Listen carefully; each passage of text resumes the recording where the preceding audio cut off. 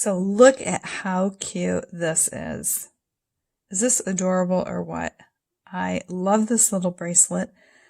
I just designed it and I want to share the pattern with you. So here we go. All right, for starters, I had posted a video about my treasures from Bead Haven that I had gotten, these awesome etched beads, and that's what we're going to use today. So if you like these beads and you're interested in getting them, the place you need to go is Bead Haven. They are in Frankenmuth, Michigan. Tara is the owner. She is wonderful. I'm going to go ahead and link their website in the comment section of this video. But you can give them a call too, because not everything is on their website. But these beautiful etched beads, I don't know if you can see these, but they're gorgeous. And for this sample that you're looking at, here's the actual beads. And they are 8/0 etched. Here's the order number 20594 from Bead Haven. And then the crystals on here, these are just 6mm fire polished crystals. And this is on a 1.5 millimeter, not meter. That would be pretty big. Millimeter black leather cord. So I'm going to show you start to finish how to make this, but we're going to do it in a different color because I plan on wearing these.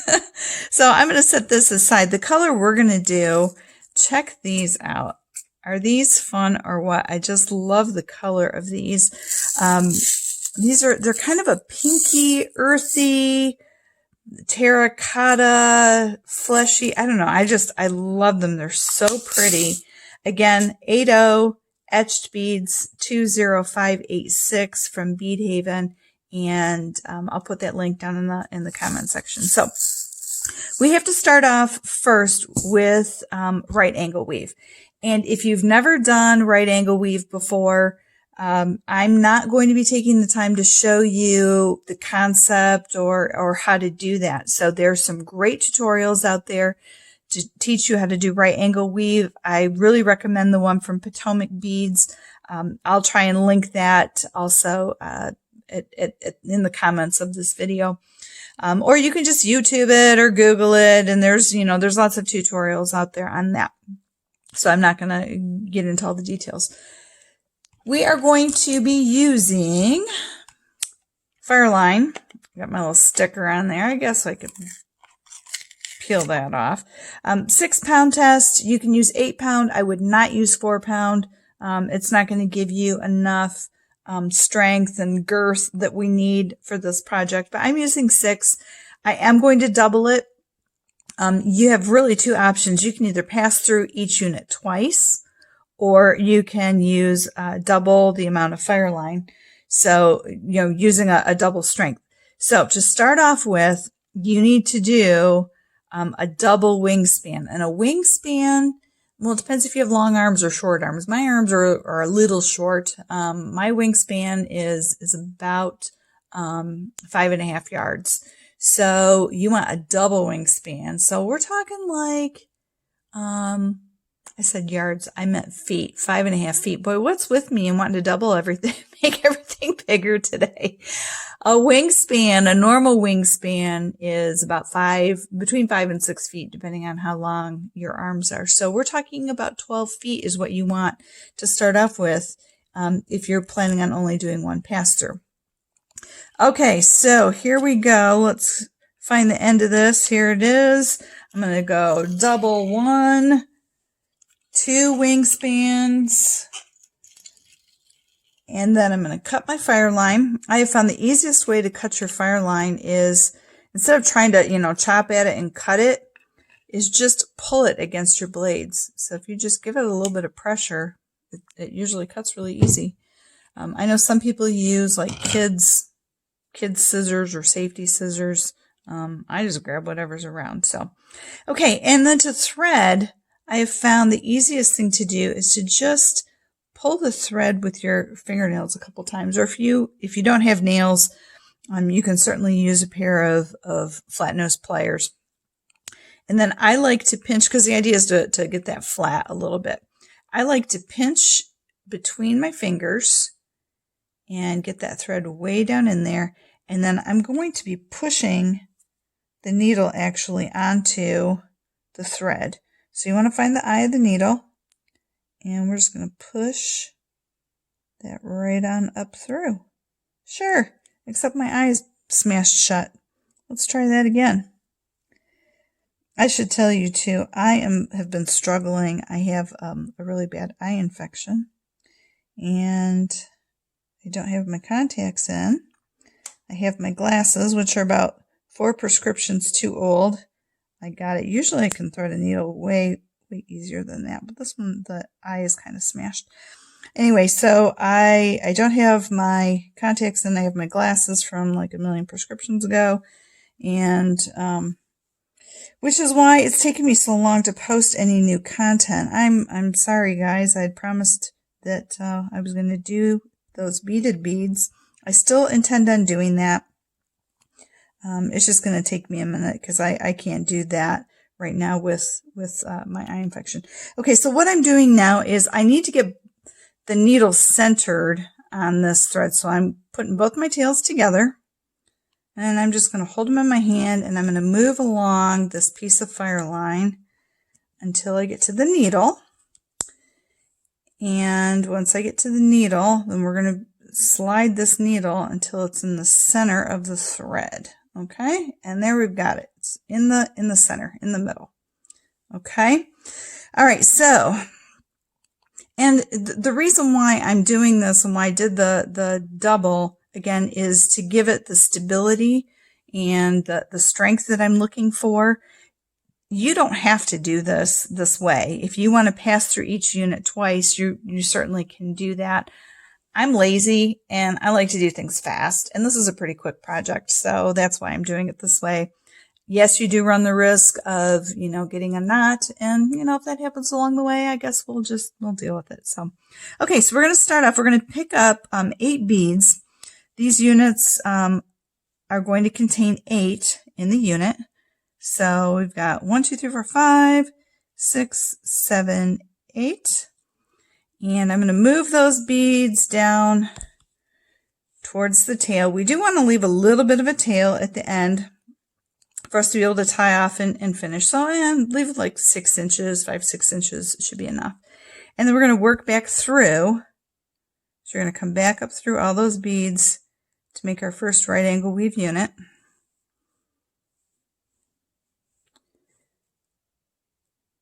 Okay, so they're all strung on there, and then you're going to pass through again those first 4 beads to get us oriented in the right position. Okay, so there's our first unit, and you can see the right angle weave.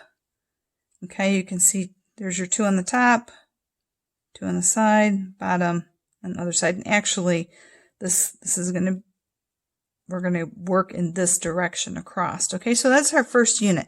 Now I will tell you, because we're only passing through once instead of working through twice, you need to pay close attention to your tension. So if you are a loose beater, you may want to skip what I have done on the start and just do a single and pass through twice. Okay, I'm pretty tight. I don't know. I guess I'm just wound that way. And I've always struggled with being too tight on my tension rather than not tight enough. So this will work fine for me.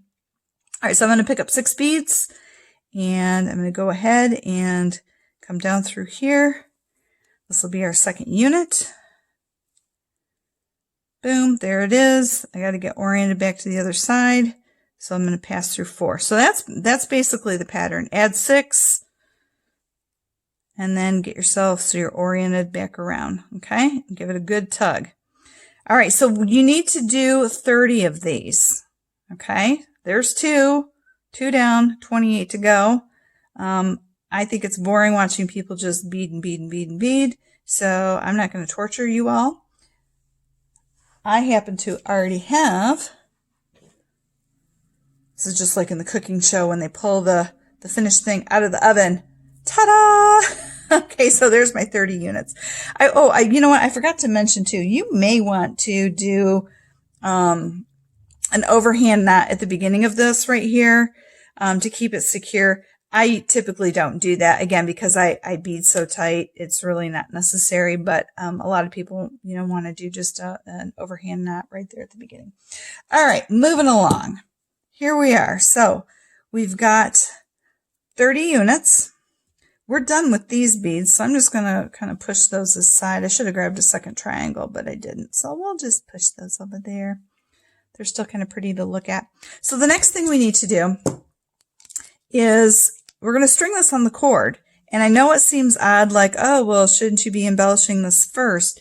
No, because this is pretty loose. And once we add our embellishment beads on there, it's going to really tighten it up and we won't be able to get it on the cord. So next thing is we need about a 12-inch piece-ish of leather. And I like to cut my leather cording with my wire cutters instead of scissors. I just think they cut cleaner. I don't know. I think it works a little bit better. All right, now I still have my needle threaded on there. I still have my tail at this end. And I'm simply going to take this leather cord and I'm going to work it in and out of each of these units. Okay, so just up and down, and I'm stringing this on here. Okay, pretty simple. Now, it starts off simple. And then at some point, it seems like I always hit kind of a roadblock where it kind of tries to give me fits. Although so far this has gone really easy, so I hope it continues. Of course, I said that and I might have just jinxed myself. Okay, so do you see what I'm doing? I'm going up and down. Basically, I'm weaving this on. So I'm going well, I think once you start doing it, it just naturally you can see. So I'm going up and over those side walls of the right angle weave. Hopefully that's making sense, and hopefully watching me do it, you can see, of course, that my chubby fingers might be in the way. So you can see I'm on the back side, so now I've got to come up through that next unit. Okay, so there it is. And then I'm going to go down the next hole. Then I'll go up the next one. Pretty simple. And you can do this with any even numbered count of units. In fact, this one I did with 28, and I like the number 5. I like multiples of 5, and to me 28 is an odd number. I mean, I know it's an even number, but to me 30 makes more sense. Don't make me explain why. I would have done 25, but 25 is an odd number, and that wouldn't work. So almost to the end, we're getting there, and now it's getting tough because these beads don't want to slide and the cord wants to give some resistance, but we're almost to the end. When I made the other bracelet, the first one I showed you, it really gave me fits. I don't know what it was about the cord. It was probably me, but I ended up having to get my pliers out and kind of teach it who's boss, but getting there. I just have, 4 more to go. 4 more to go. Down to 2 more. Down and up. Okay, now at this point, I would recommend getting this somewhere kind of oriented towards the middle. We'll finish this off after we add our accent beads to it. Okay, so this is where you should be right now. Oh, and let's just tighten this down, make sure that, there we go. Okay, so hopefully yours looks like this. Okay, this is where you should be. All right, so now we're ready to add our embellishment beads on here. I decided, and I hope these will string on here pretty well. If not, we'll go to a plan B. But for starters, we're going to use these pearls, these beautiful, they're not high grade pearls. They have lots of imperfections, but I like that. And I love the color of these. And I thought, you know, even though this is light tone and kind of fleshy, adding that black cord, I think will really make, you know, all of this pop. Okay. So what I need to do before I add this first one, I'm getting ahead of myself. I do need to work around, I want you to work around that last right angle weave. I should have had you do this before we strung this on here, and I forgot. Sorry, that happens sometimes. You know, I'm just a hot mess. I'm old. I got an eye infection. It's just the way it is. So just work around this one more time. Work around this unit. And get back over to the other side just to kind of shore it up a little bit. Okay. So you want to end up to where you are coming out. This is our side unit right here. Okay, so here's the top, here's the bottom, the other side unit's on the back side. You want to be coming out in the middle in between the two beads. Okay, so once you're at this point where you're coming out in between, can you see that? See where you're coming out in between those two beads?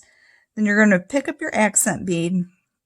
In this case, it's a pearl, 6mm pearl. And I'm coming out of the top.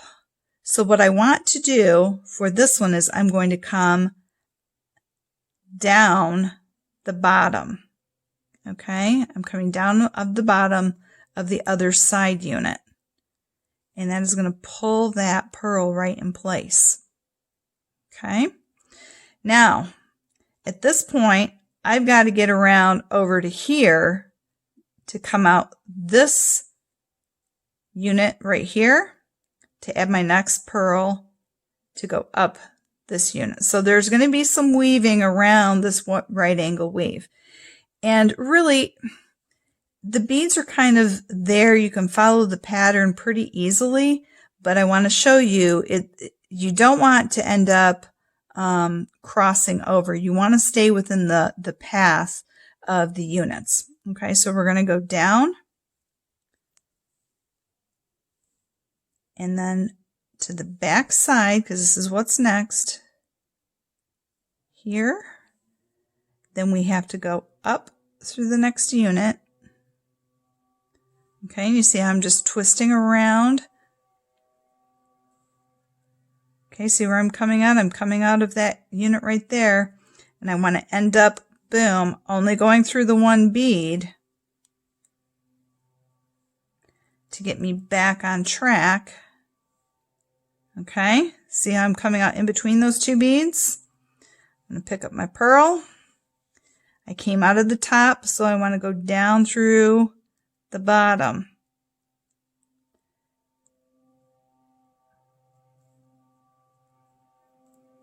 Come on, thread. Get with the program. All right, so there we go. There's my next one. So now I've got to get myself back over here. So down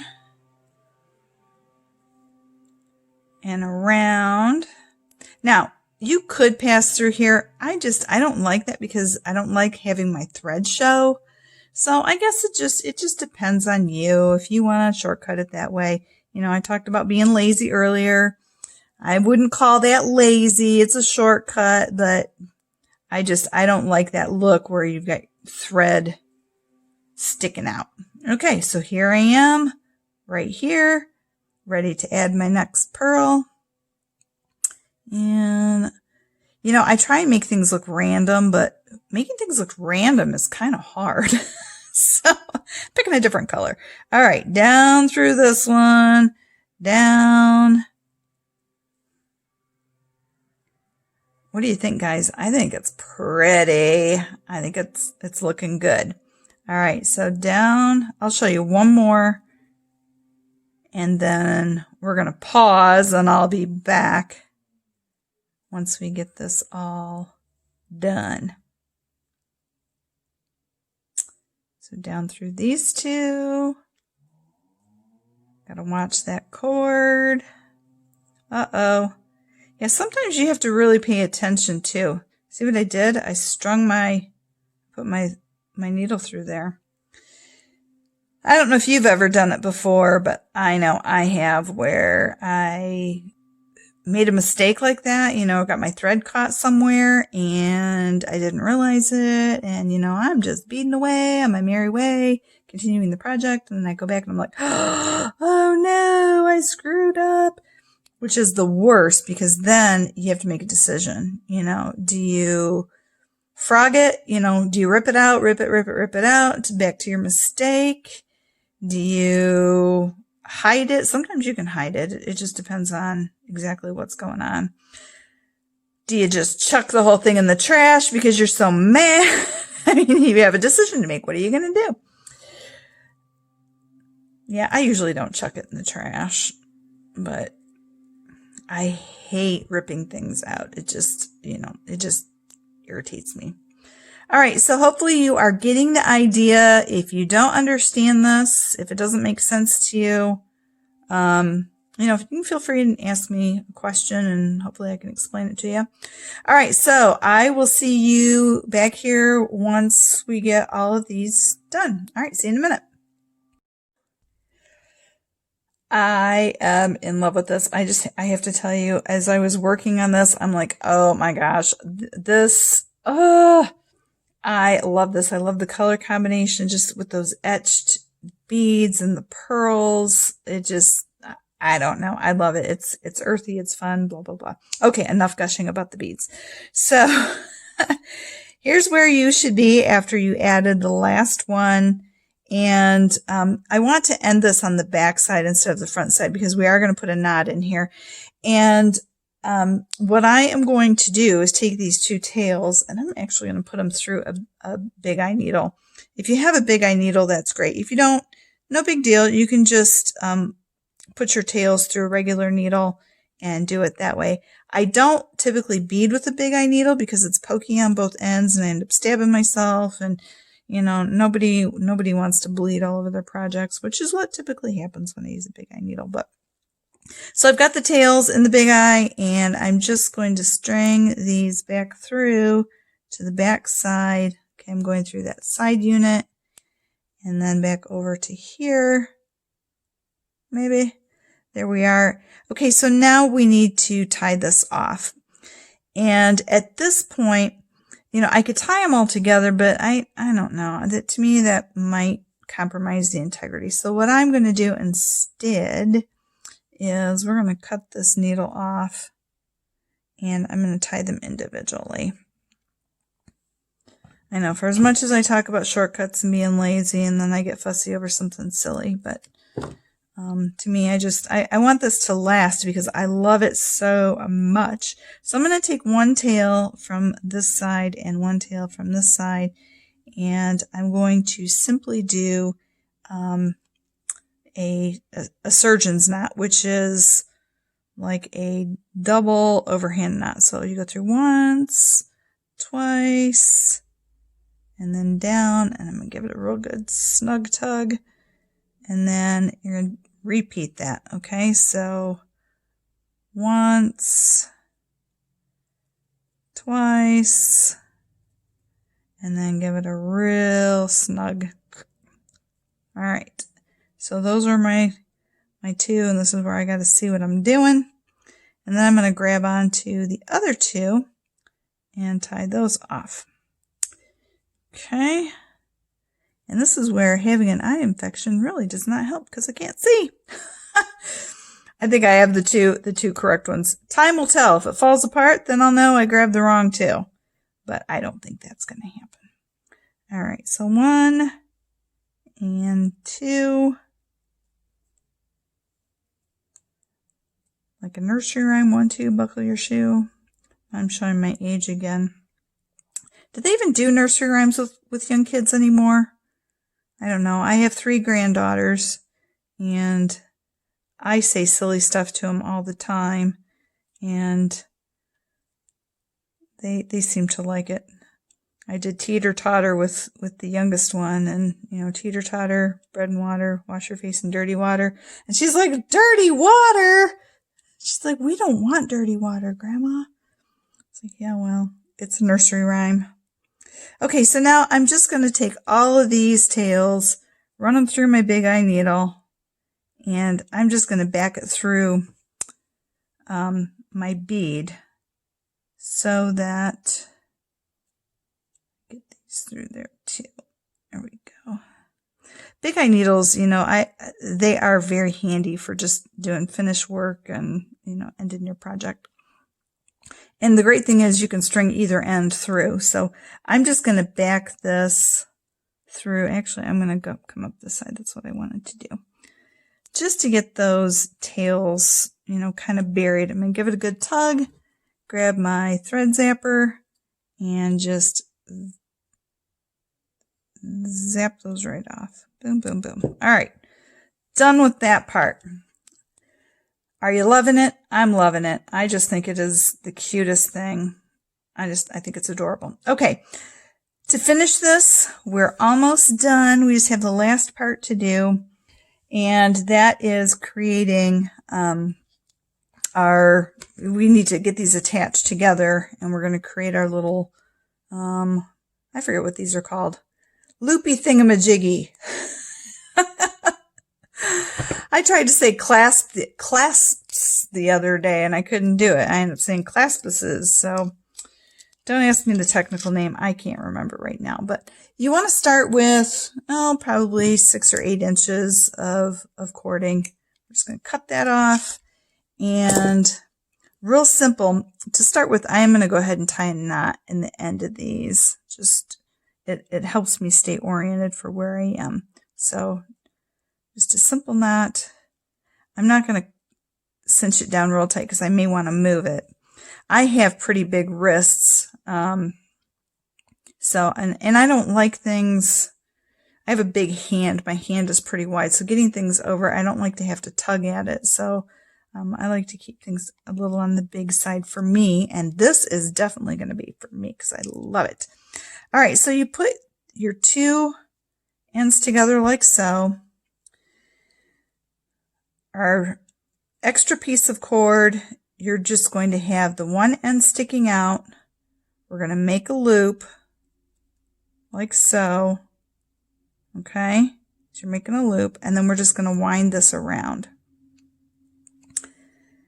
All right, so we're going to come around here 4 times, usually is what I do. So we're going to start looping it over the top. And you want to do kind of a loose loop because we're going to run that end back through. So there's 1, 2, 3, and then I need to run this back through.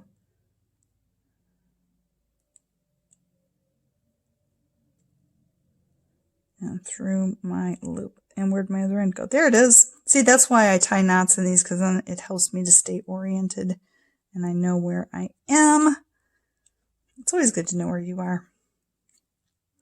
And then just a good tug on this will cinch that down. These can move pretty freely. Yep, good. Okay, so once we have this cinched down, and you see what happened? My little guy is sticking out here, so I kind of need him to go back through there. Do you see? I made a boo-boo, but it's fixable. I'm just going to untie my knot, and we'll string him through there. There we go. No big deal. No harm. No foul. But I'm going to tie my knot back in there because if I cut the wrong one, then that's a really bad day. All right, so tie my knot back in. Can you tell that beading is more my forte rather than stringing? I'm not real good at stringing. All right, so now I'm going to grab my cutters, my wire cutters, and come back in here, and I'm just going to nip these off. Boom. We'll nip this one off. And then we're going to see how we did on the size. See if it fits me. And it looks like I got it pretty good, actually. Oh, yeah. Look at how adorable that is. Oh, my goodness. You guys, I love this. Love it, love it, love it. All right, one last tip. So I cut these ends off, and they look kind of janky because they've got the, the cut ends showing. So actually I want to trim that off a little bit down there. And you can see them here in the knot. So what we're going to do to fix that is I'm going to grab my Sharpie.